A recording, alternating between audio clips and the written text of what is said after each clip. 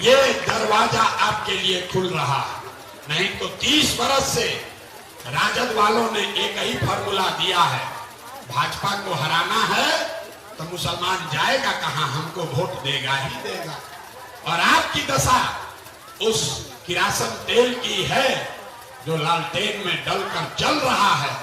जल आप रहे हो, जल आपके बच्चों का भविष्य रहा है और रोशनी हो रही है कहीं और। तो जन सुराज का ये संकल्प है कि अगर किरासन तेल आपका है, संख्या आपकी है, वोट आपका है, तो रोशनी भी आपके घर होनी चाहिए। यही व्यवस्था बनाने के लिए आए।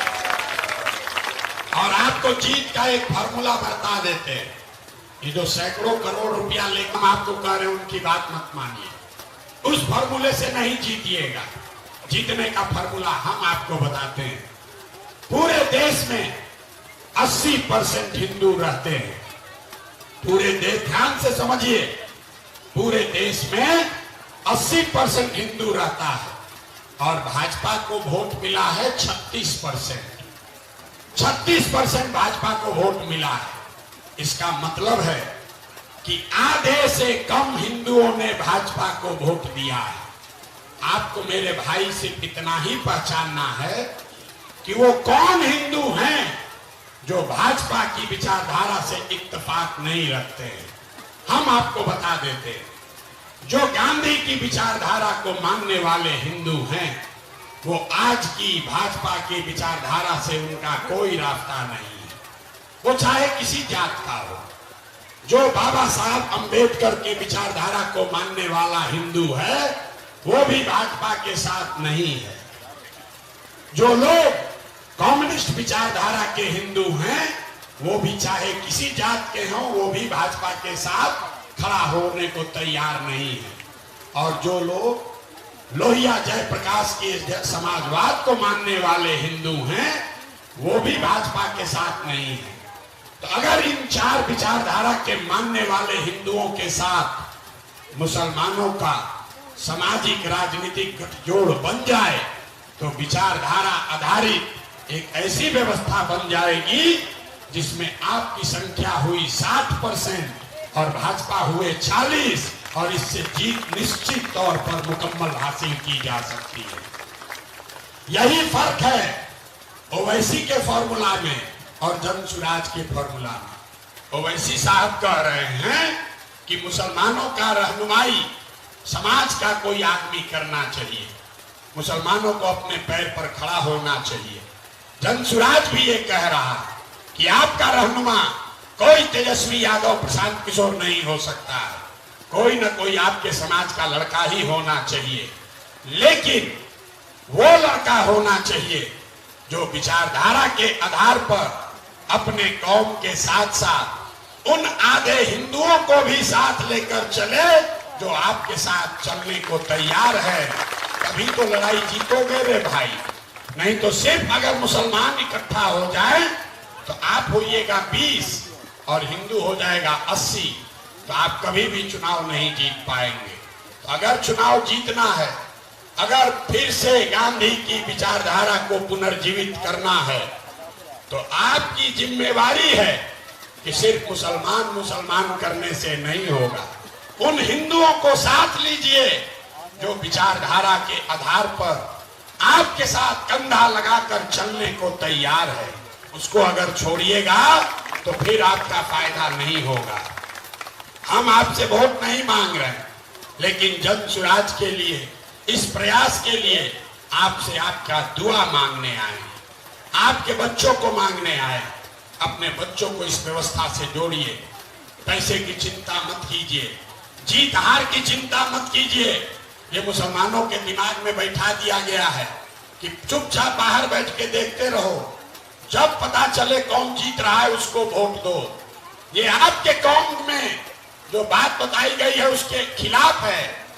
आपके कौम में यह बताया गया है कि ईमानदारी से बिना जद्दोजहद किए बगैर जीवन में कुछ हासिल होने वाला नहीं है।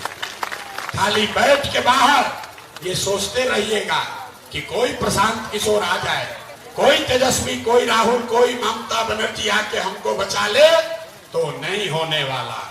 आपको अपने समाज में अपने आप को जद्दोजहद के लिए तैयार करना होगा, तभी आपका भलाई हो सकता है। कोई ना कोई हिंदू मित्र जरूर है, किसी न किसी के साथ आपका उठना बैठना है।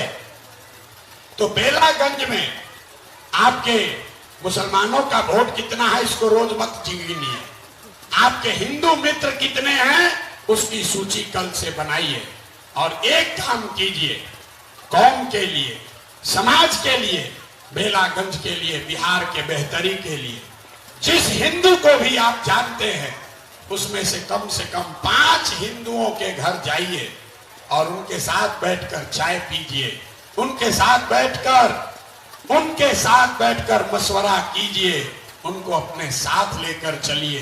ये प्रयास करके देखिए, आप 40,000 हैं या 50,000, अगर 5-5 हिंदू परिवारों के पास भी आप जाएंगे तो 2 लाख की आपकी ताकत हो जाएगी बेलागंज में। जीतने का रास्ता वहां से निकलेगा, वरना वही 40,000 को कभी दाएं से जोड़िएगा, कभी बाएं से जोड़िएगा, उससे बात नहीं बनेगी। कम से कम 5 परिवार के पास आप जरूर जाइए। इसमें आपका कोई पैसा नहीं लगना है, आपको सभा नहीं करनी है, आपका पैसा नहीं लगना है।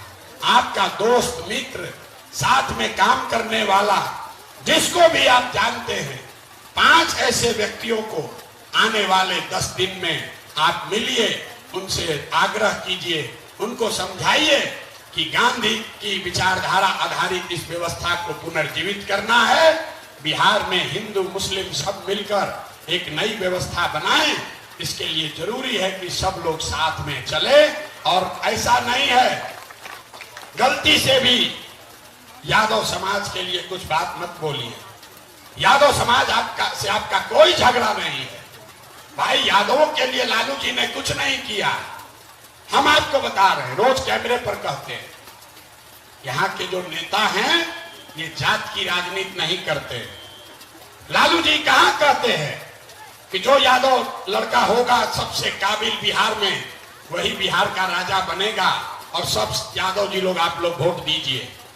सुरेंद्र जी कहां ये कह रहे हैं, मनोरमा जी कहां कह रही हैं कि जो बेलागंज में सबसे काबिल यादव समाज का लड़का है वो उम्मीदवार होगा। वो लोग ये नहीं कहते। लालू जी, सुरेंद्र यादव ये कह रहे हैं कि हमारा लड़का विधायक होगा, हमारा लड़का बिहार का राजा होगा और सारे यादव समाज के लोग हमको वोट दीजिए। कि जात का राजनीति कहां हुआ, ये तो परिवार की राजनीति हुई, अपने बच्चे की राजनीति हुई। अरे जन सुराज में प्रशांत किशोर ने कहा है, जितने लोग यहाँ लालू जी के हिमायती हैं उनको हम कैमरे पर कह रहे हैं, लालू जी से आप घोषणा कराइए कि बिहार में सबसे जो काबिल यादव समाज का आदमी है उसको हम नेता आरजेडी का बनाएंगे। हम आपके सामने घोषणा कर रहे हैं, जन सुराज से उनके समर्थन में खड़े हो जाएंगे। लेकिन उनको किसी समाज से मतलब नहीं है। बगल में मांझी जी खड़े हैं, मांझी जी को मुसहर समाज से मतलब नहीं है।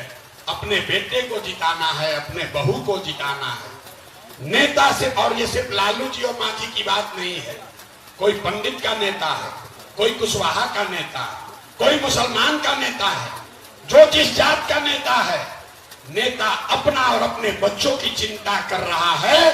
जाति धर्म में जनता उलझी हुई है।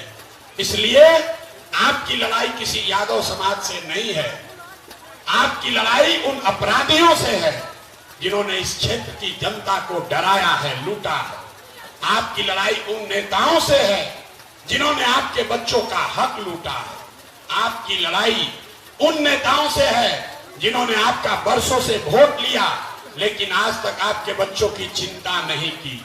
इसलिए समाज को बांटिए मत, समाज को बांटिए मत। आपको यादव समाज ने नहीं ठगा है, आपको लालू यादव और राजद के नेताओं ने ठगा है। यादव समाज ने आपका क्या किया है? इसलिए किसी भी जाति के लिए अपमान सूचक शब्द, गलत बात जन सुराज से मत कहिए।